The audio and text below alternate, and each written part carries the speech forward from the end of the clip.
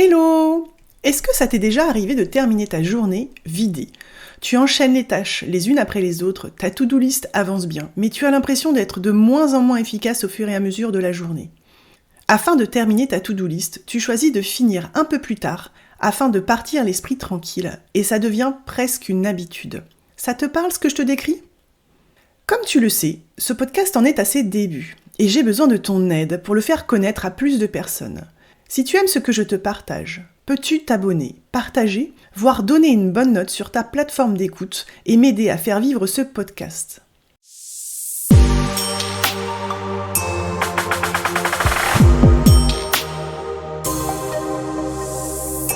Hello et bienvenue sur Acta Méthodo. Tu es étudiant et tu en as marre de perdre du temps à réviser sans retenir? Tu as envie d'être productif sans t'épuiser en bossant H24? Tu es au bon endroit. Ici, on parle d'apprentissage efficace, de mémoire infaillible, d'organisation béton et de productivité au max, le tout appuyé par les neurosciences. Seul ou avec des invités, je te donne les meilleures stratégies pour booster ton cerveau, apprendre plus vite et travailler plus intelligemment. Au programme, concentration, organisation, méthode pour apprendre et mémoriser, gestion du stress ou encore confiance en soi. Bref, tout ce qu'il te faut pour réussir sans pression. Moi, c'est Laurine, je suis coach et formatrice en méthodologie depuis plus de 6 ans. En 2024, j'ai aidé plus de 400 étudiants à optimiser leur méthode de travail et à exploser leurs résultats grâce aux stratégies issues des neurosciences. Tu es prêt à booster ton cerveau? C'est parti pour l'épisode du jour. D'après toi, est-ce que travailler 14 heures veut dire être productif 14 heures? Si tu as répondu oui, tu te trompes. Et je vais t'expliquer pourquoi. Il n'est pas humainement possible de rester concentré et productif pendant 14 heures. Pourquoi? Parce que chaque jour, on a une réserve d'attention limitée, qui s'épuise au fur et à mesure de la journée. Il est par contre possible d'être efficace de longues heures chaque jour quand on sait comment organiser son temps, et quand on sait comment utiliser intelligemment sa réserve d'énergie cognitive. Dans cet épisode, nous allons tenter de comprendre, au regard des neurosciences, comment notre cerveau fonctionne quand il s'agit de porter son attention, pour pouvoir être plus efficace chaque jour et arrêter de finir la journée totalement épuisé. Au programme, comment fonctionne le cerveau? Et que faire pendant les pauses pour rester efficace plus longtemps? Comment fonctionne notre cerveau? Tout ce qui se passe dans notre cerveau est invisible. Ce n'est pas pour autant qu'il ne se passe rien. Quand on fait un effort physique intense, 1 heure de footing, ça va nous paraître logique de nous reposer après l'effort et avant de reprendre une autre activité ensuite. Le corps a besoin de se reposer.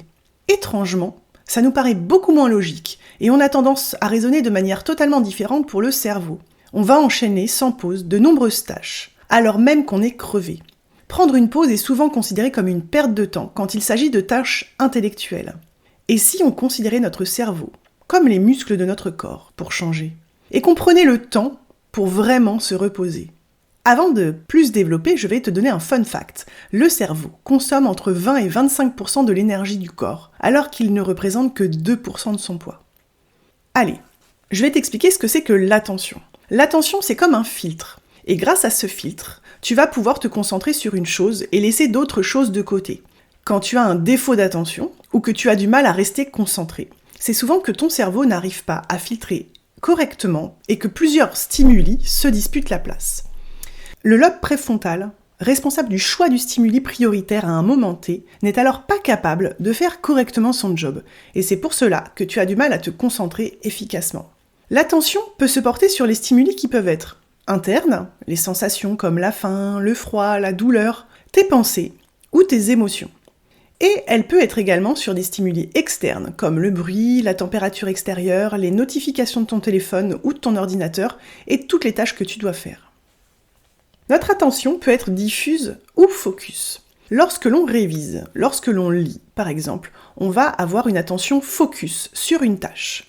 Lorsque tu prends une pause, l'idée est de délaisser plutôt ton attention, être diffuse.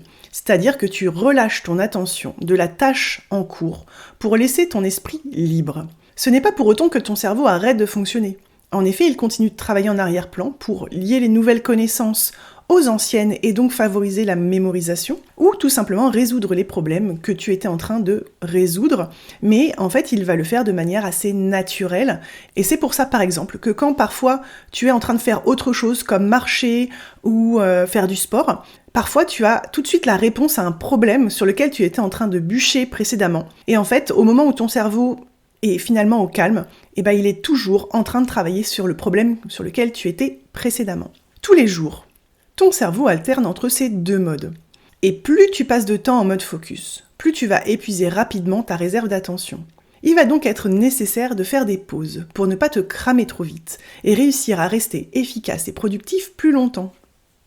Notre réserve d'attention est limitée. Chaque matin, tu te réveilles avec une réserve d'attention pleine. Enfin, tout dépend de la qualité de ta nuit. Et ensuite, chaque tâche que tu vas faire va venir consommer une partie de ta réserve d'attention. Qu'est-ce qui vide ta réserve ? Réviser, être attentif en cours, penser à tout ce que tu dois faire, écouter, discuter, lire, regarder une série ou un film, être sur les réseaux sociaux, jouer, ressentir des émotions. Bref, tout ce que tu peux faire dans une journée. Petit aparté, on a tendance aujourd'hui à être beaucoup dans le multitâche. Par exemple, réviser en regardant une série ou en étant sur les réseaux sociaux. Le problème, c'est qu'avec cette manie, tu vas dépenser beaucoup plus rapidement ta réserve d'attention. Je ferai prochainement un épisode sur le multitasking pour t'aider à mieux comprendre ce qui se passe dans ton cerveau et te dire pourquoi tu dois éviter de faire deux choses en même temps, surtout quand tu révises. Maintenant, qu'est-ce qui remplit la réserve d'attention ? La nuit de sommeil, les power naps ou micro-siestes de 10-15 minutes qui te permettent de retrouver de l'énergie pour le reste de ta journée, et également les pauses actives. Et je vais t'expliquer juste après ce que sont des pauses actives et te permettre du coup de prendre des pauses qui vont aider ton cerveau à se recharger efficacement pour avoir une journée plus efficace et plus longue. Qu'est-ce qui se passe quand ta réserve est vide ? Une chose importante à comprendre, c'est que lorsque la réserve d'attention est vide, tout est beaucoup plus long à faire. C'est plus difficile de se concentrer, plus difficile de réfléchir aux problèmes complexes, voire même les problèmes simples. Tout prend plus de temps. Une tâche réalisée en pleine réserve d'attention te prendra beaucoup moins de temps que si tu l'as fait au moment où ta réserve est vide. Il devient donc intéressant de t'observer et de savoir dire stop quand tu sens clairement que tu es inefficace sur une tâche, dans le but d'y revenir plus tard. Maintenant, on va parler de quoi faire pendant les pauses pour rester efficace plus longtemps. Faire de bonnes pauses est essentiel pour maintenir ton efficacité, ta concentration et ton énergie tout au long de la journée. Voici une liste d'idées de choses à faire et aussi de choses à éviter pendant une pause, dans une optique de productivité durable. Une vraie pause, c'est quoi ? Ça va être bouger un peu, marcher pendant 5 à 10 minutes dehors par exemple, faire des étirements ou des mouvements de yoga simples, quelques squats, des pompes pour activer la circulation. Ça va être également reposer ton cerveau. Tout simplement te poser au soleil et fermer les yeux quelques instants, ou pratiquer une courte méditation ou un exercice de cohérence cardiaque, ou encore écouter de la musique calme sans écran. Tu peux également te ressourcer doucement, boire de l'eau, une boisson chaude comme un thé, une infusion, manger une petite collation saine, un fruit, des noix, un carré de chocolat noir, ou tout simplement te poser pour regarder la nature en profitant du beau temps dehors. Et quatrième chose, tu peux changer complètement d'activité. Tu peux lire quelques pages d'un livre qui n'est pas lié à ce que tu es en train de faire. Tu peux écrire sur ton journal, faire des gribouillis ou même colorier. Enfin, tu peux discuter avec quelqu'un, mais pas sur ce que tu es en train de revoir.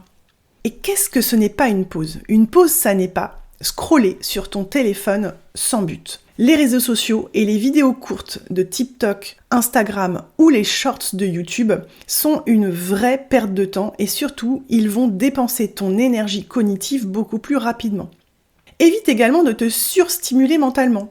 Ne regarde pas de contenu trop intense, des séries, des débats, des jeux vidéo rapides. N'essaye pas de lire un livre ou un article trop compliqué. Évite d'aller sur les réseaux type Slack ou WhatsApp avec beaucoup de notifications et des conversations à rallonge que tu dois rattraper. Et enfin, évite de discuter sur un sujet sur lequel tu es en train de travailler. Tu peux également éviter de rester devant ton écran. Sortir du champ visuel de ton ordinateur est essentiel pour laisser tes yeux se reposer. Donc ne passe pas ta pause à regarder des vidéos sur YouTube, c'est une mauvaise idée. Et enfin, évite de grignoter si tu n'as pas faim. Évite de manger également des choses trop sucrées ou trop grasses. parce que tu t'ennuies ou que tu te sens fatigué. Ce qu'il faut retenir de cet épisode. Dans cet épisode, nous avons vu que l'attention est limitée chaque jour. La réserve d'attention cognitive se recharge lors du sommeil, des siestes ou des pauses, mais chaque activité de la journée va la vider plus ou moins vite. Le multitasking est à bannir de ta pratique, car il vide ta réserve d'attention beaucoup plus vite. Il faut alterner les phases de concentration, où l'attention est focus, et les phases pendant lesquelles l'attention est diffuse, comme des pauses, pour laisser ton cerveau se reposer. Ce n'est pas normal de terminer ta journée épuisée et vidée, ce qui veut dire que tu gères mal ton énergie, et donc qu'il va falloir changer des choses. Quand ta réserve d'attention est vide, tout devient plus long à faire, et donc tu es moins efficace. Apprends à dire stop et à reporter la tâche à un moment ultérieur. Et pour rester efficace sans t'épuiser, fais des pauses actives. Avant de partir, l'exercice du jour.